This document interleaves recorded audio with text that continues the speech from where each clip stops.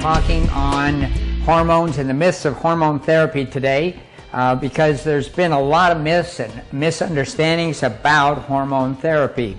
And I do think there are more misunderstandings than really bad myths, because a lot of people have many misconceptions, because misunderstandings do happen.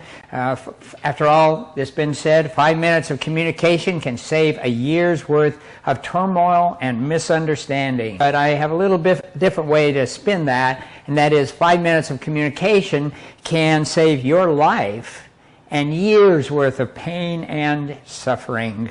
Well, we're talking about lack of hormones. This happens when we go through menopause. That's a change of life. Well, it happens to be called menopause in women. They're drenched in sweat. They feel very hot. They have a lot of symptoms that are suggestive of menopause and secondary to the fact of lack of hormones. But it also occurs in men, and most of the time it's something like erectile dysfunction. But a lot of men, they have a problem with fatigue. They just don't feel right, and that is a concern. A lot of men have lack of motivation. They just don't want to do things. So you women out there, if you see your husband sitting on the couch and they just don't want to do things, they come home tired, or you come home tired and really fatigued, maybe it's secondary to the lack of hormones. That's the pauses. We had a discussion of this with Suzanne Summer. I met her at a conference and we discussed things in front of an audience, and we talked about the pauses, and her take is this. When she went through menopause, she felt like she was the 7 dwarfs. She was itchy, witchy, sleepy, sweaty, dopey, dumpy, grumpy, and all dried up. So what does that equate to as far as symptoms for you? Itchy, she had a lot of hot flashes. Hot flashes usually cause a lot of itching, just very uncomfortable sensation, hard for people to sleep. Mood changes, she was a little witchy. She had much fatigue, she was sleepy all the time. Night sweats, she was sweaty. Memory problems, she had foggy memory, just couldn't remember things very well, dopey. And she had weight gain, she was dumpy. She was grumpy, and her vagina was all dried up because the lack of hormones will dry up the vagina because you don't estrogenize the lining, and it's necessary to do that. Therefore, a lot of women, they need hormone therapy, a lot of men do, but there's some myths out there. There's some myths and misconceptions about hormone therapy, and we're going to talk about those because I think it's very important that everybody know it. The first myth that we want to talk about is the fact that hormones increase my risk of developing breast cancer. In other words, the news media has said that hormones cause breast cancer. That myth sort of started in 2002 with a study called the WHI study. The WHI study was a very large study. They looked at about 16,000 women. The average age of this group of women was 60 years old. And I want you all to remember that because it has important value. The average age was 60 years old. They only gave oral estrogen therapy. Well, they split these people up into several groups, and one group of just the estrogen. This type of oral estrogen does contain a type of a bioidentical hormone called estradiol. Now, the second group had a combination of that estrogen plus a progestin. Now, the natural progesterone is progesterone.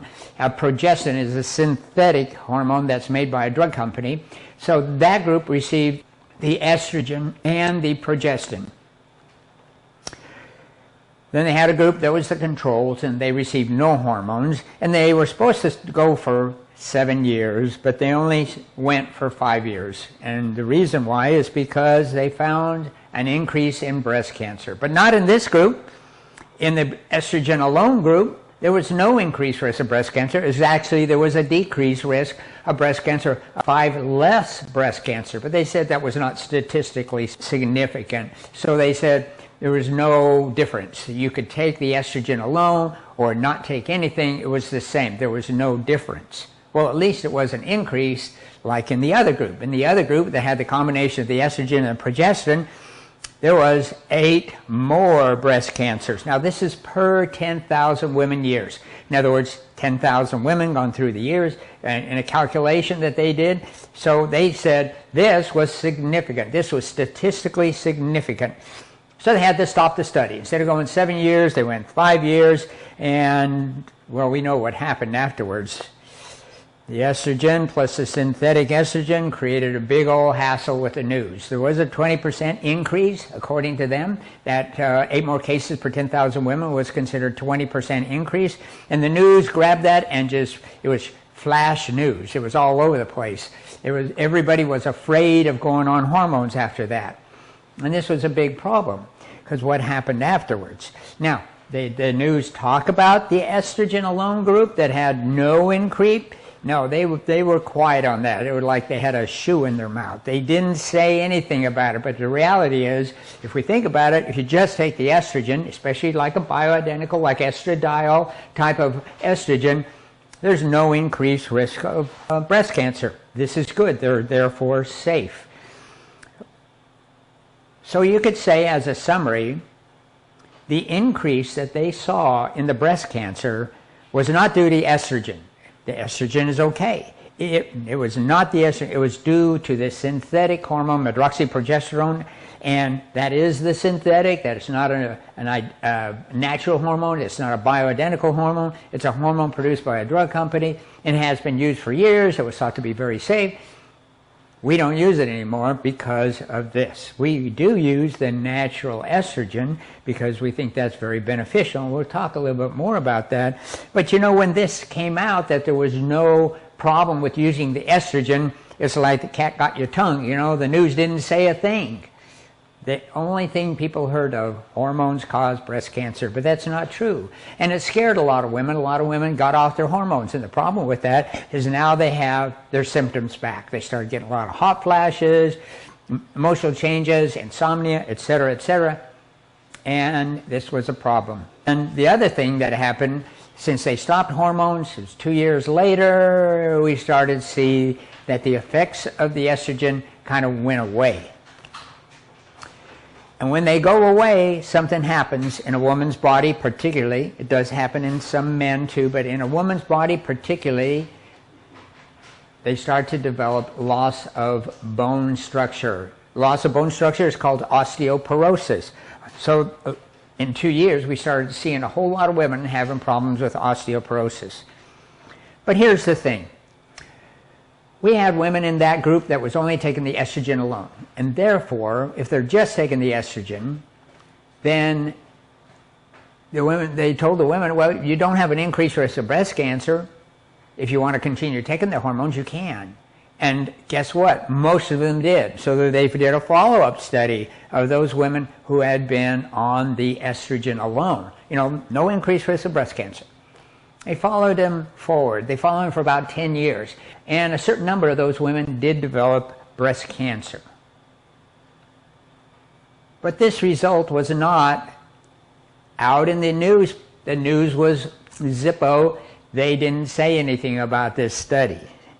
They showed that if you continued your estrogen, like these women did, they had a 24% decreased risk of them developing breast cancer. It was actually a decreased risk. Like I say, you know, most people don't know about this. The news didn't even mention it, but it was there. It's in the study, and if you can read my PowerPoint slide, you can see the reference here. And of those women who did develop breast cancer in the estrogen group, they lived longer. There was a 63% decreased risk of dying from the cancer if they had been on estrogen. In other words, more benign cancer. If you're going to get the breast cancer, you want to get a more benign one and non-aggressive. So they had a 63% decreased risk of mortality. Very significant. So by the way, mortality, it's death. Wouldn't it be nice to take something to decrease your risk of dying over time? Well, these people, they took those hormones, they kept on going. And that study showed that there was a 39% decreased risk of them dying from all causes. Wow, that's almost 40%. That's pretty darn good. Pretty darn good decrease in risk. So I think we need to understand this, that this myth about estrogen causing breast cancer needs to be dispelled. Estrogen hormone therapy, if done correctly, does not increase your risk of breast cancer, it doesn't cause breast cancer. It's estrogen therapy. Remember, it was a synthetic that increased the risk, not the estrogen. What we do here is we make sure that everybody gets the right kind of estrogen as quickly as possible, because you'll see that we need to start people on hormones as soon as they go into the menopause, but we also want to do the more bioidentical type of hormones, so we use hormone pellet therapy. Hormone pellet therapy, we get little hormone pellets, and we numb a little area up in the back, we insert them inside, and they're safe. They're safe because of many things, but the first thing is they do not cause breast cancer, and maybe over time there are some studies suggestive that they may decrease the risk of breast cancer. And we can talk more of that in another time.